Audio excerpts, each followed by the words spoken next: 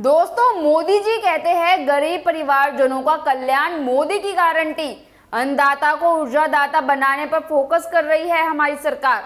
आज की रिपोर्ट में हम आपको बताएंगे कि प्रेजेंट में बीजेपी के वादों का स्टेटस आखिर है क्या। आज के पार्ट 4 में हम बात करेंगे स्वास्थ्य और किसानों की आय पर कितना चूकी सरकार। नमस्कार दोस्तों, मैं हिमांशी कश्यप आपके साथ। आप देख रहे हैं जनता की आवाज। 2019 में बीजेपी ने संकल्प पत्र नाम से 50 पेज का घोषणा पत्र जारी किया था। इसमें जन कल्याण से जुड़े 40 प्रमुख वादे किए थे, जिनमें से 22 वादे पूरे कर दिए गए। इस तरह जन कल्याण के एजेंडे पर बीजेपी का स्ट्राइक रेट करीब 55% निकलता है। 18 प्रमुख वादों पर काम अभी भी अधूरा है। इनमें से कई वादे स्वास्थ्य, गरीब जनता, किसान के मुद्दों से जुड़े हैं। प्रधानमंत्री कृषि सिंचाई योजना का विस्तार। बीजेपी का यह वादा अधूरा है। प्रधानमंत्री कृषि सिंचाई योजना साल 2015-16 में शुरू की गई थी। इस योजना के 2 घटक त्वरित सिंचाई लाभ कार्यक्रम और हर खेत को पानी है। केंद्र ने 2015 में वन ड्रॉप मोर क्रॉप कार्यक्रम की शुरुआत भी की थी। कृषि मंत्रालय के मुताबिक त्वरित सिंचाई लाभ कार्यक्रम के तहत प्रस्तावित 99 परियोजनाओं में से जनवरी 2024 तक 56 परियोजनाएं पूरी की जा चुकी है। वहीं 34.63 लाख हेक्टेयर इलाके में से 25.14 लाख हेक्टेयर इलाके में सिंचाई क्षमता जोड़ी गई है। 2024 तक 1 करोड़ हेक्टेयर कृषि भूमि को सूक्ष्म सिंचाई के तहत कवर किए जाने का लक्ष्य रखा गया, लेकिन कृषि मंत्रालय के मुताबिक 12 दिसंबर 2023 तक 83.6 लाख हेक्टेयर कृषि भूमि को ही कवर किया जा सका। ब्याज मुक्त किसान क्रेडिट कार्ड। बीजेपी का ऋण मुक्त किसान क्रेडिट कार्ड का वादा पूरा नहीं हुआ। हालांकि कई बार केसीसी के तहत कर्ज देने वाले बैंक लिए गए कर्ज पर रियायत देते हैं। कृषि मंत्रालय के मुताबिक अभी किसान क्रेडिट कार्ड केसीसी पर किसानों की 9% की ब्याज दर पर 3 लाख रुपए का लोन मिलता है। लोन पर 2% की सब्सिडी सरकार की ओर से दी जाती है। ऐसे में किसानों को 7% की ब्याज दर पर लोन मिल जाता है। ठीक समय पर लोन चुकाने पर किसानों को 3% की अतिरिक्त छूट दी जाती है। ऐसे में किसानों को कर्ज पर 4% का ब्याज देना होता है। नल से जल के तहत 2024 तक हर परिवार को पानी। बीजेपी का यह वादा अभी आधा अधूरा है। प्रधानमंत्री नरेंद्र मोदी ने 15 अगस्त 2019 को जल जीवन मिशन की शुरुआत की थी। तब देश में 19.3 करोड़ ग्रामीण घरों में केवल 3.2 करोड़ ग्रामीण घरों के पास नल कनेक्शन था। जल शक्ति मंत्रालय के मुताबिक सितंबर 2023 में यह आंकड़ा बढ़कर 14.21 करोड़ से ज्यादा हो चुका है। अभी भी 5 करोड़ ग्रामीण घरों में नल कनेक्शन नहीं पहुंचा है। जीएसटी की प्रक्रिया को सरल करेंगे। अफसोस, बीजेपी का यह वादा भी अधूरा है। वित्त मंत्रालय के अनुसार करदाताओं के अनुपालन में सुधार के कारण अप्रैल 2023 तक 5 वर्षों में जीएसटी रिटर्न दाखिल करने वालों की संख्या लगभग 65% बढ़कर 1.13 करोड़ हो गई। वहीं जीएसटी के तहत रजिस्टर्ड एक्टिव टैक्स पेयर्स की संख्या बढ़कर 1.40 करोड़ हो गई है, जो 2018 में 1.6 करोड़ थी। हालांकि अर्थशास्त्री जानकारों का कहना है कि जुलाई 2017 में जीएसटी लागू किए जाने के बाद से कोई खास फर्क नहीं आया है। जानकारों के मुताबिक जीएसटी की डिजाइन में कुछ दिक्कतें हैं। दुनिया में जितने संघवाद वाले देश है वहां जीएसटी है, लेकिन वहां 5 दरें नहीं होती। जीएसटी के आने से छोटे व्यवसायियों को कंप्यूटर की कम जानकारी होने से भी मुश्किलें होती है। इन व्यवसायियों को अपना रिफंड लेने के लिए सीए हायर करना पड़ता है। 20,000 करोड़ रुपए के सीड स्टार्टअप फंड की स्थापना।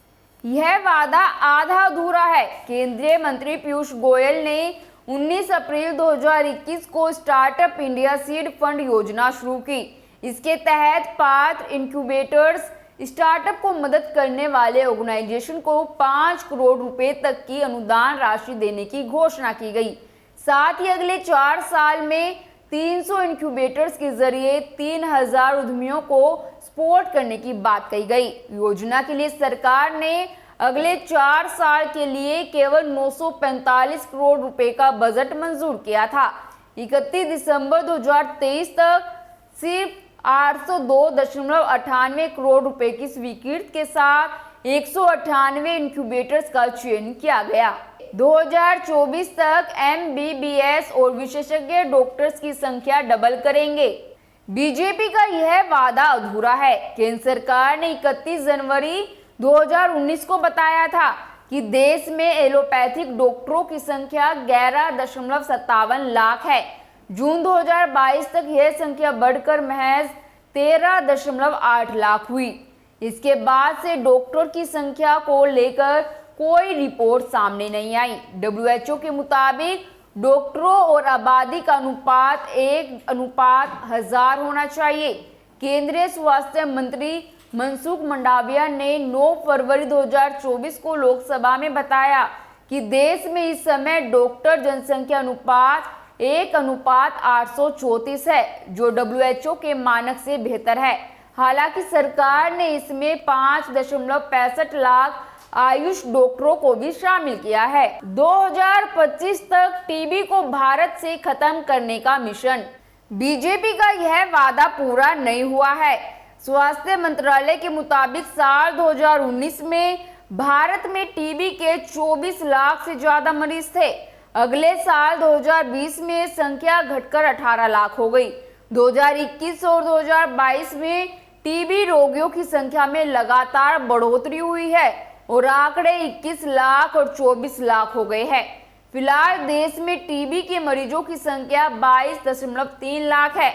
नेशनल इंस्टीट्यूट ऑफ हेल्थ की एक रिपोर्ट के मुताबिक 2025 तक टीबी को खत्म करना कठिन काम है। 2024 तक केंद्रीय विधि, इंजीनियरिंग, मैनेजमेंट संस्थानों में 50% सीटों की बढ़ोतरी।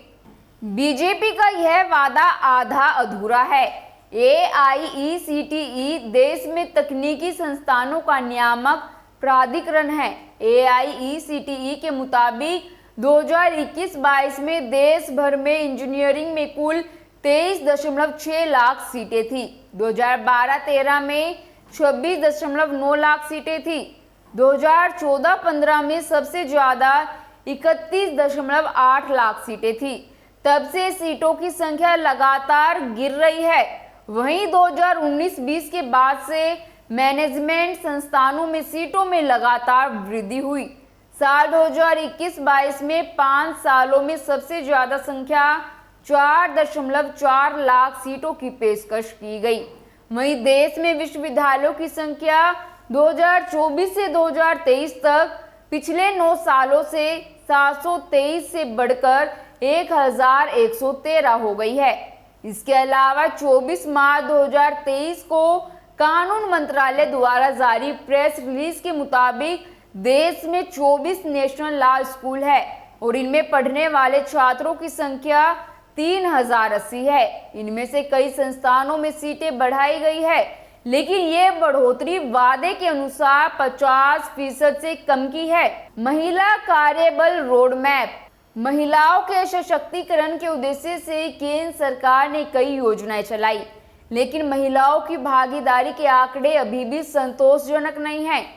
Ministry of statistics and programme implementation के मुताबिक 9 अक्टूबर 2023 को जारी एक रिपोर्ट के अनुसार भारत में महिला श्रम बल भागीदारी दर FLFPR 4.2% बढ़कर कुल 37% हो गई।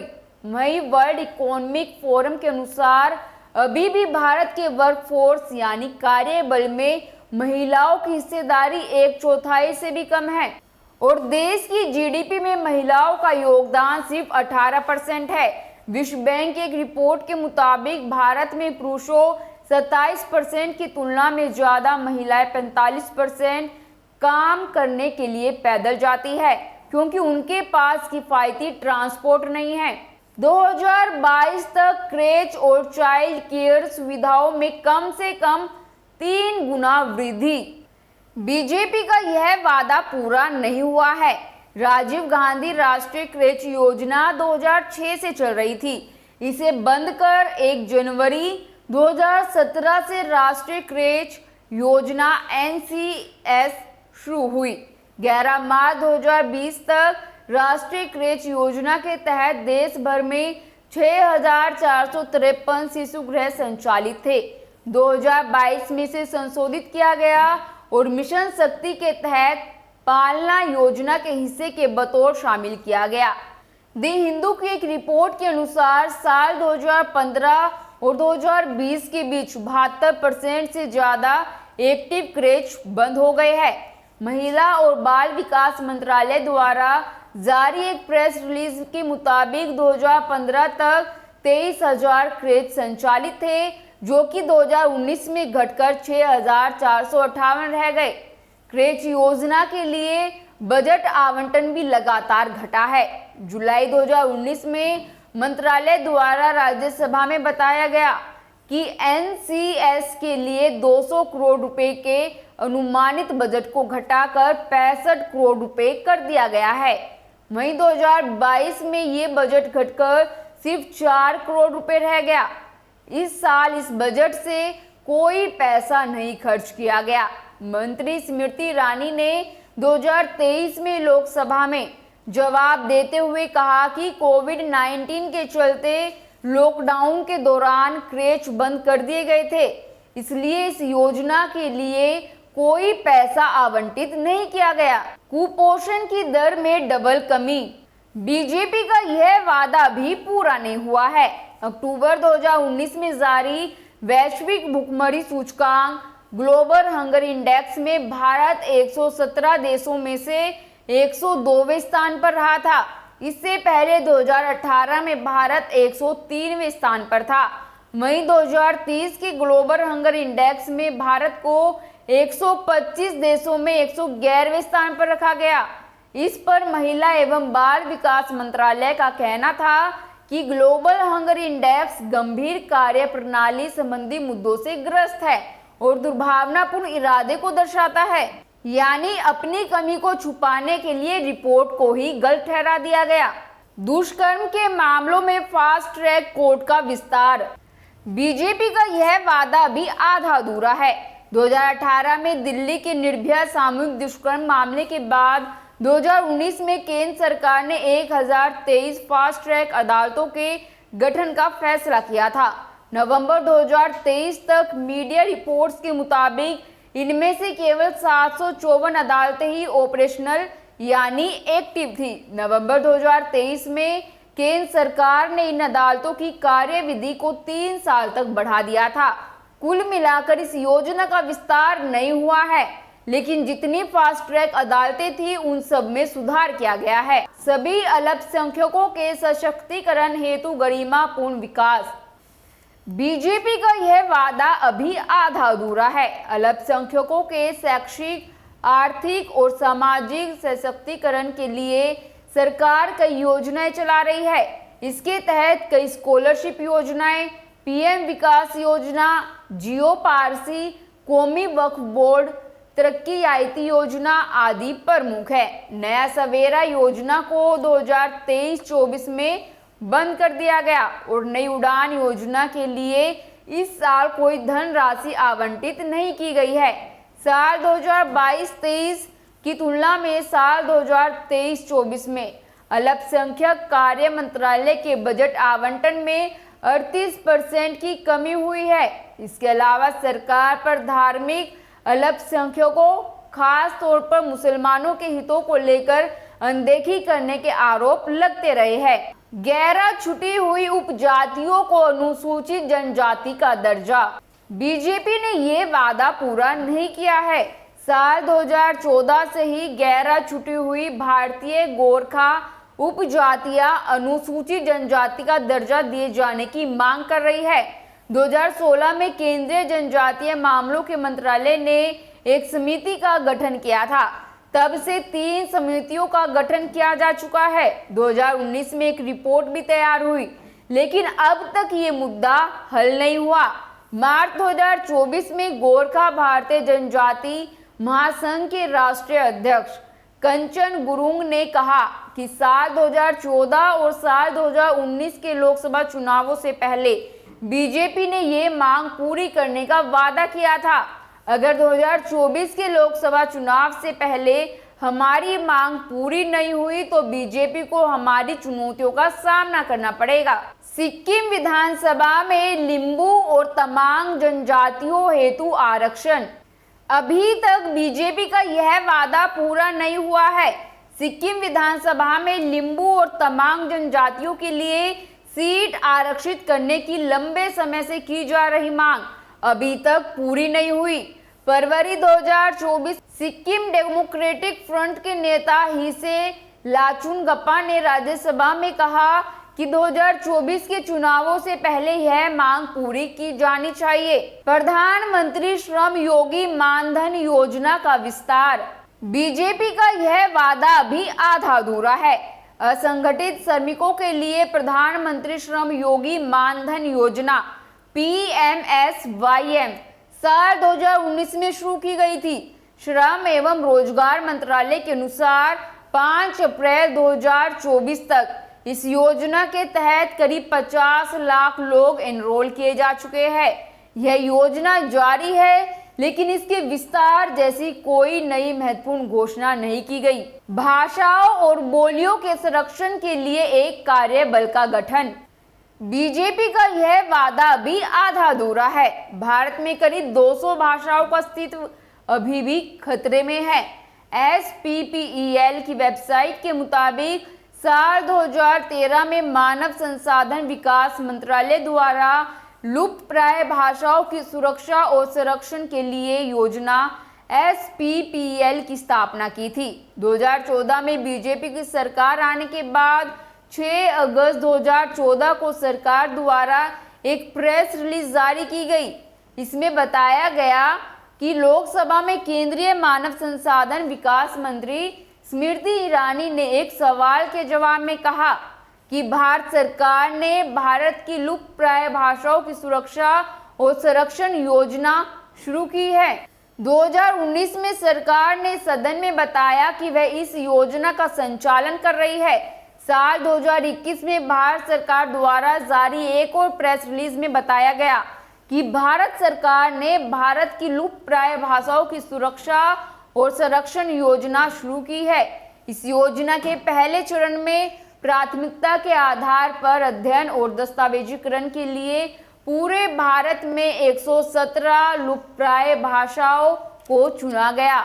यह भी बताया गया कि 2015-16 से 2019-20 के दौरान लुप्तप्राय भारतीय भाषाओं के संरक्षण के लिए 45.89 करोड़ रुपए की राशि जारी की गई है। 2022 तक पक्का मकान देने का वादा। बीजेपी का पक्के मकान देने का वादा भी आधा अधूरा है। 1 फरवरी 2024 को वित्त मंत्री निर्मला सीतारमण ने बजट भाषण में बताया कि 2.5 करोड़ पक्के मकान बन चुके हैं। अभी 2 करोड़ और बाकी है।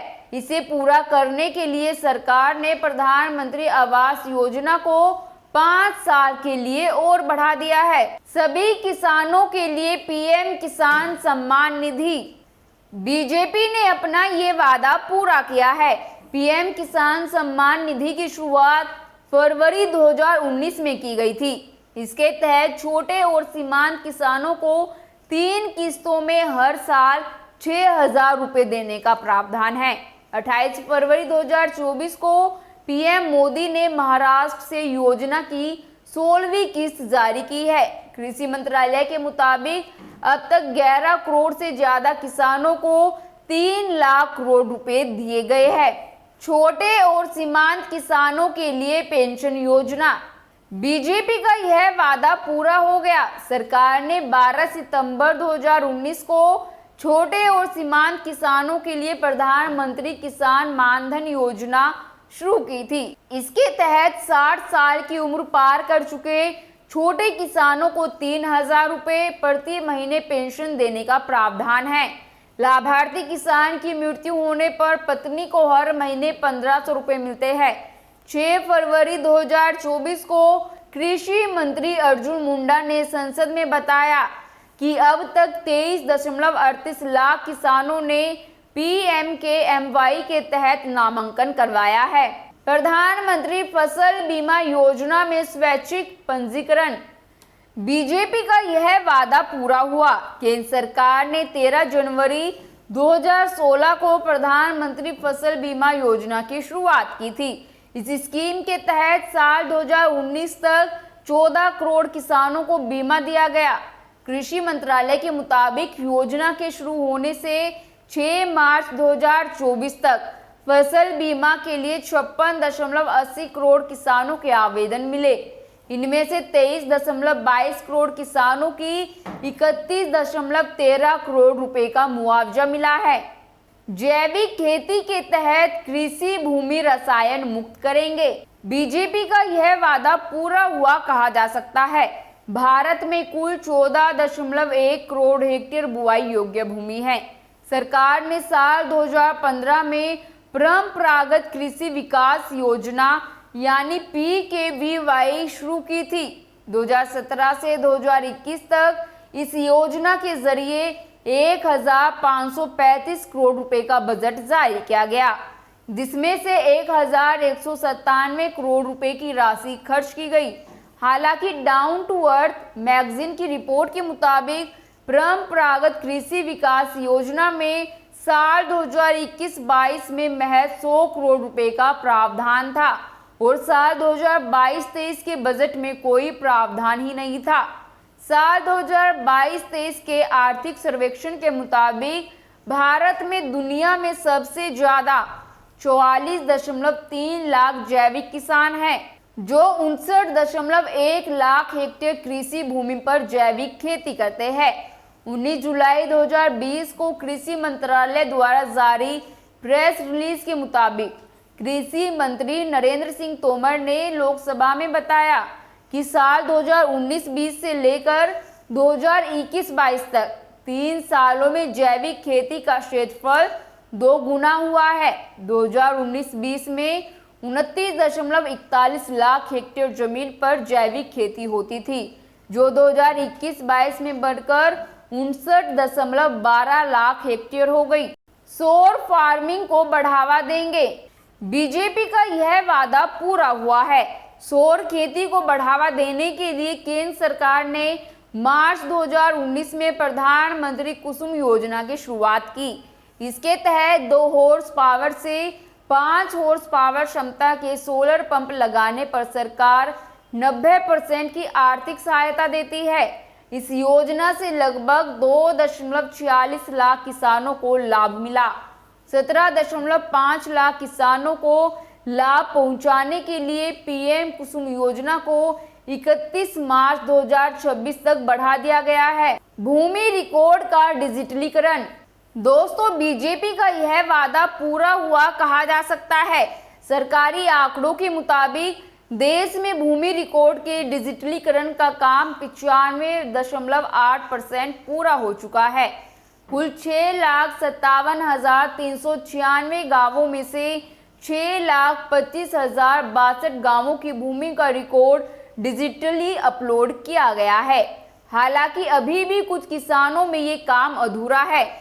कई किसानों की शिकायत रहती है कि भूमि रिकॉर्ड से जुड़ी वेबसाइट नहीं खुलने की वजह से उन्हें भूमि से जुड़े रिकॉर्ड के लिए तहसील कार्यालय जाना पड़ता है। एक पहलू यह भी है कि यह काम राज्य सरकारों पर भी निर्भर करता है, इसलिए केंद्र की बीजेपी सरकार का यह वादा पूरा हुआ कहा जा सकता है। मत्स्य संपदा योजना आरंभ करेंगे।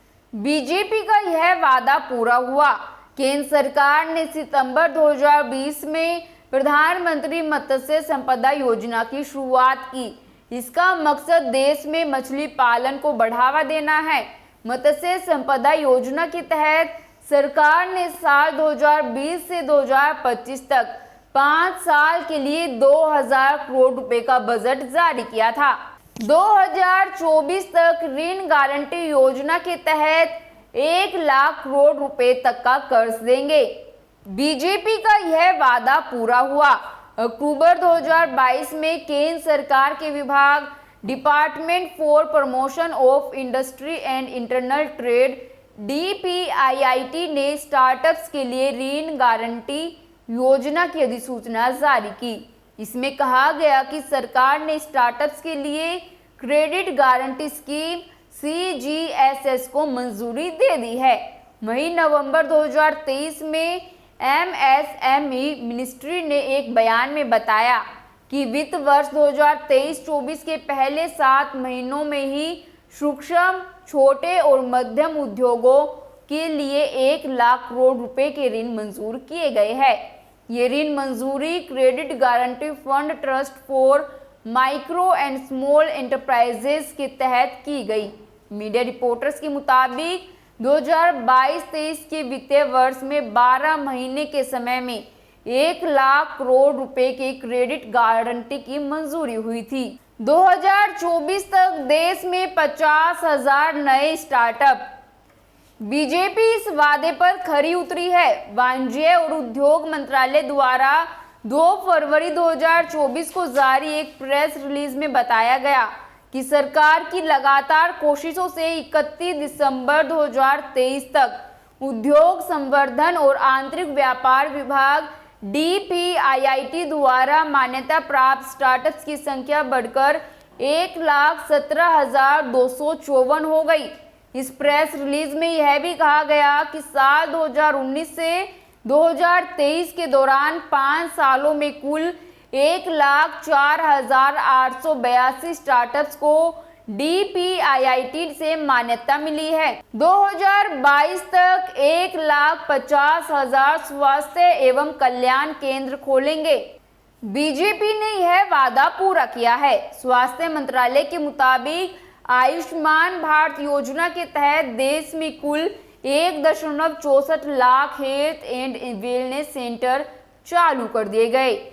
इनमें यूपी में सबसे ज्यादा 21,000 और आंध्र प्रदेश में 11,000 से ज्यादा सेंटर है। हालांकि ministry of health and family welfare ने दिसंबर 2023 में स्वास्थ्य एवं कल्याण केंद्रों का नाम बदलकर आयुष्मान आरोग्य कर दिया था। चिकित्सा यंत्रों की मूल्य निर्धारण नीति से कीमतों में कमी। बीजेपी का यह वादा पूरा हुआ कहा जा सकता है। 24 जुलाई 2021 को केंद्र सरकार ने बयान जारी करके बताया था कि ऑक्सीमीटर, डिजिटल थर्मामीटर समेत 5 मेडिकल उपकरण सस्ते हुए हैं। केंद्र सरकार ने अप्रैल 2023 में नेशनल मेडिकल डिवाइस पॉलिसी 2023 लागू की। इसके तहत देश में ही मेडिकल टूल्स तैयार किए जाएंगे। अभी तक ज्यादातर चिकित्सा उपकरण विदेशों से मंगाए जाते हैं, जो काफी महंगे पड़ते हैं। 7 अक्टूबर 2023 को केंद्रीय मंत्री डॉक्टर जितेंद्र सिंह ने एक सम्मेलन में कहा कि देश में मेडिकल उपकरण बनाने के लिए सरकार ने 4 मेडिकल डिवाइस पार्क की स्थापना की है। इसके लिए 1,206 करोड़ रुपए के निवेश के साथ कुल 26 परियोजनाओं को मंजूरी दी गई। इसके अलावा सरकार ने मार्च 2024 में दवाओं और मेडिकल टूल्स से रेट कम करने के लिए एक 3 सदस्यीय पैनल का गठन किया है। यह पैनल दवाओं और चिकित्सा उपकरणों के मूल्य का निर्धारण करेगा। व्यापारियों के लिए 50 लाख रुपए तक के कोलैटरल फ्री ऋण की नई योजना। सरकार इस वादे पर खरी उतरी है। सरकार की credit guarantee fund trust for micro and small enterprises योजना सूक्ष्म और लघु उद्योगों को कोलैटरल फ्री लोन यानी बिना कोई संपत्ति गिरवी रखे मिलने वाला कर्ज देती है। CGTMSE योजना साल 2000 से ही चल रही है।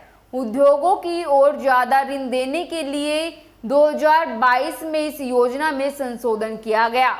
2023 के बजट भाषण में वित्त मंत्री निर्मला सीतारमण ने 2 लाख करोड़ रुपए के कोलैटरल फ्री लोन के लिए CGTMSE के कोष में 9,000 करोड़ रुपए के फंड की घोषणा की थी। फरवरी 2024 में एमएसएमई मंत्रालय ने बताया कि सीजीटी-एमएसई के तहत 1.5 लाख करोड़ रुपए के क्रेडिट फ्री लोन दिए गए। इसके अलावा केंद्र सरकार के प्रधानमंत्री रोजगार सृजन कार्यक्रम PMEGP के तहत बेरोजगार युवाओं को व्यापार के लिए 20 लाख से 50 लाख रुपए तक का कर्ज दिया जाता है। उत्तर पूर्वी राज्यों के लिए उद्यमशील उत्तर पूर्व योजना के तहत वित्तीय सहायता और रोजगार। बीजेपी का यह वादा पूरा कहा जा सकता है। सितंबर 2022 में उत्तर पूर्व उद्यमिता विकास कार्यक्रम की शुरुआत की गई थी। इसके तहत स्टार्टअप्स के लिए अनुदान की व्यवस्था की गई। कई अन्य कार्यक्रमों के तहत उत्तर पूर्व में नए स्टार्टअप्स को प्रोत्साहित किया जा रहा है। स्टार्टअप इंडिया की वेबसाइट के मुताबिक 2016 से 2022 के दौरान उत्तर पूर्व के 8 राज्यों में कुल 866 स्टार्टअप्स शुरू किए गए हैं। 30 करोड़ लोगों को प्रधानमंत्री मुद्रा योजना का लाभ। बीजेपी का यह वादा पूरा हुआ। प्रधानमंत्री नरेंद्र मोदी ने 8 अप्रैल 2015 को प्रधानमंत्री मुद्रा योजना की शुरुआत की थी। इस योजना के अंतर्गत गैर कॉर्पोरेट और गैर कृषि उद्यमों को अधिकतम 10 लाख रुपए तक का लोन दिया जा सकता है। सरकारी आंकड़ों के मुताबिक 29 मार्च 2024 तक 47 करोड़ से ज्यादा लोगों को इस योजना का लाभ मिल चुका है। वहीं वित्त मंत्री निर्मला सीतारमण ने अंतरिम बजट पेश करते हुए बताया था कि इस योजना के तहत 30 करोड़ महिला उद्यमियों को लोन दिए गए हैं। प्रधानमंत्री इनोवेटिव लर्निंग प्रोग्राम की शुरुआत। बीजेपी का यह वादा पूरा हुआ। अक्टूबर 2019 में प्रधानमंत्री इनोवेटिव लर्निंग प्रोग्राम शुरू किया गया था। इसे ध्रुव नाम दिया गया। इसके तहत देश भर से साइंस और परफॉर्मिंग आर्ट्स विषय के लिए कक्षा 9 से 12 तक के 60 प्रतिभाशाली छात्रों का चयन किया गया। योजना का उद्देश्य परामर्श और मार्गदर्शन के जरिए प्रतिभाशाली बच्चों के कौशल और ज्ञान को प्रोत्साहित और समृद्ध करना है। माध्यमिक श्रेणी की कक्षाओं में स्मार्ट क्लासेस। बीजेपी ने यह चुनावी वादा पूरा किया। सितंबर 2022 में प्रधानमंत्री मोदी ने प्रधानमंत्री schools for rising India PM Shri योजना की घोषणा करते हुए कहा था कि योजना के तहत पूरे भारत में 14,500 स्कूलों का विकास किया जाएगा।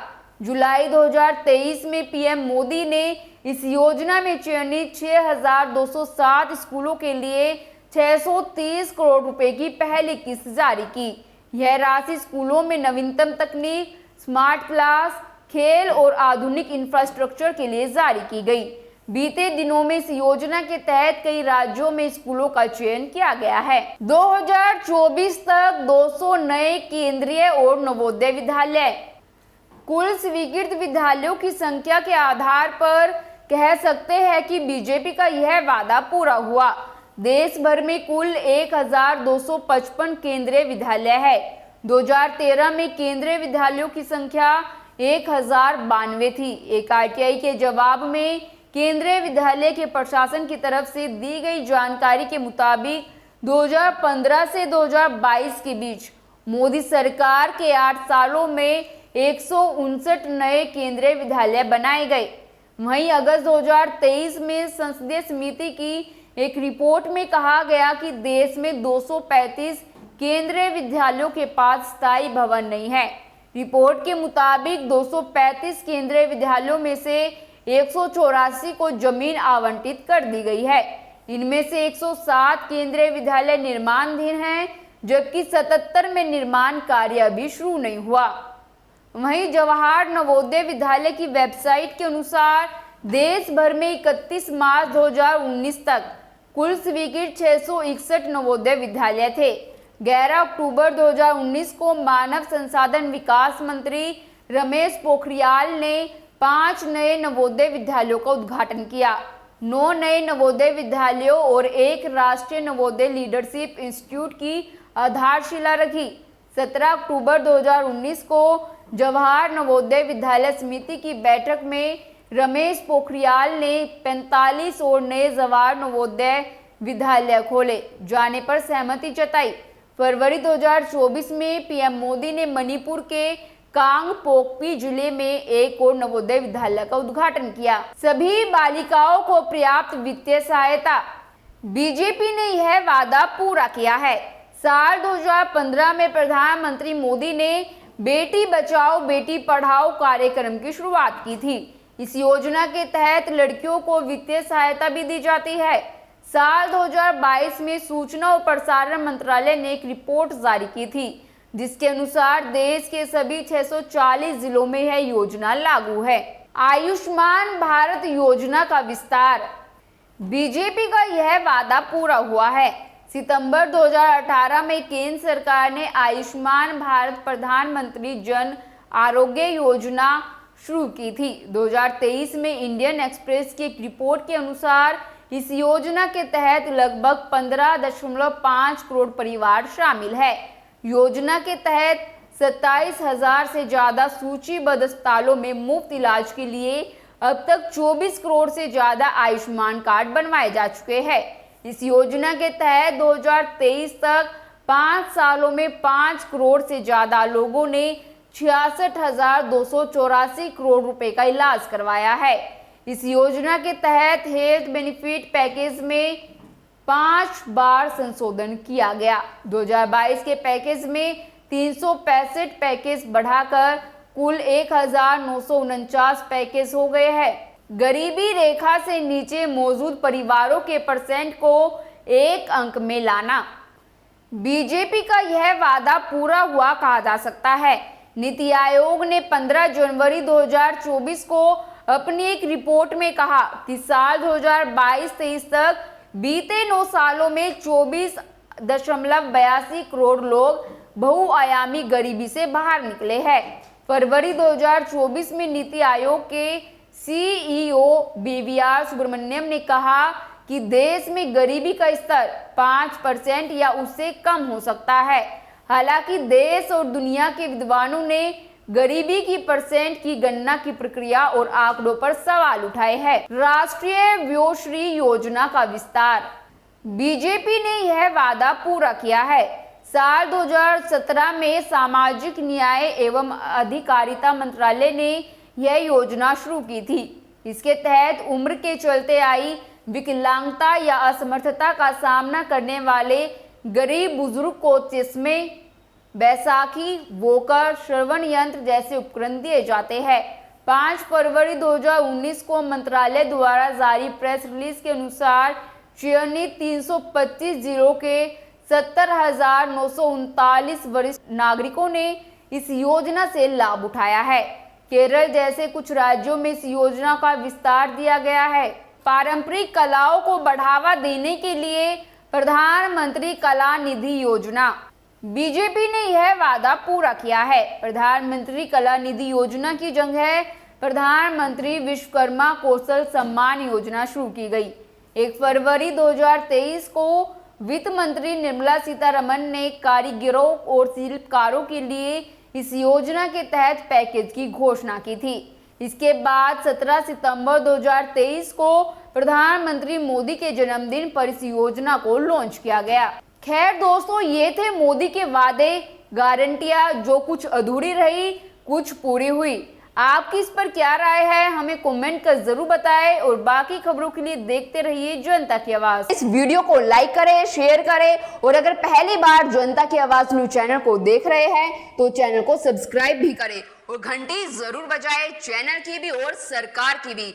आज की नेशनल मीडिया के मुकाबले में जनता का साथ दीजिए और उसकी ताकत बनिए, जनता की आवाज बनिए और हो सके तो इसके लिए चैनल को ज्वाइन भी करें।